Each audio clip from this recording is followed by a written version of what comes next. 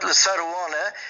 ناوان دا تونه نای دیتنی وقتی هوا ورژی بنا عجیبین ارکان دولت ترکیه نه چون دولت ایرانی خرسیان اشگه بو مسلمان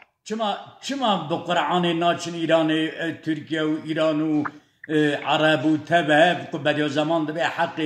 کرد و ترک و عرب و عجم تبیه که یعنی قرآن دبی بدی زمان جی مفسری قرآنیه کس چرا اوان او که عالما اوان غروب نورجیه جی بدی زمان تعلیل ناکن دبی هفدو نکوژن دبی ورن دورا قرآن توبن اونا ورجی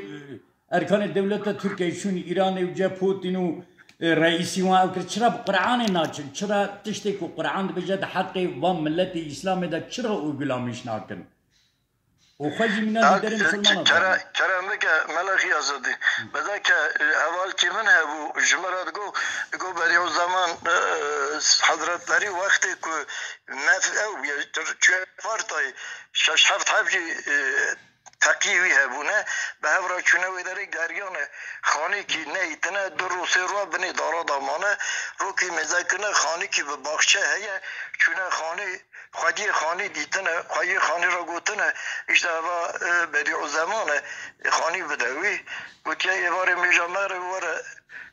نفته بهره از خانی بدم و دبه ایوار تر میجامه رو میزد کن برید به والا از نادم دبه چما تو نای دبه نظام یا کرده و به عجیمه که کرده خلقی بتلیسی کرده از خانی خنادمه میره تزارتی حوال خورد بی حوال بی کرد شخوای آنشی دوی تبگوتا بدی زمان کرد نیند ترکمنه تبگوتا ترکمنه تدای سبا نیورو تره جامی دیسا او صوفیا خودیوی نده دونم عردیوی باخشیوی هیا خانوی نافده هیا اوید که حجی سلام علیکمی سلام لحد برزکن دوی حجی هم هاتن تو مفتا خانی بدیم دوی از نادم دوی حجی تو غلطی بدی زمان هر نقدر بتلیسی به ترکمنه کردین گوتیا اوگه گرتیا پری دو سه مهاجی خارن آوان گرتیا دایی اوجی گوتیا سالا کی اجوا اوج ناستینم کریج ناستینم دبا تر خانی وقت کن بعد او زمان وقتی تر هندور بعد او زمان دبی تچر کر او کر دبی بعد او زمان گوتیا و چرک و بی خانی مفتاوی آنیات امکت می گوتی والا حال مسئله ها مجرا گوت ترکمن لوما گرتا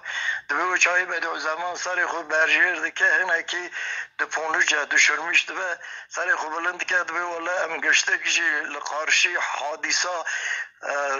شیخ سعید افندی ام گشی محسولون مزا که چما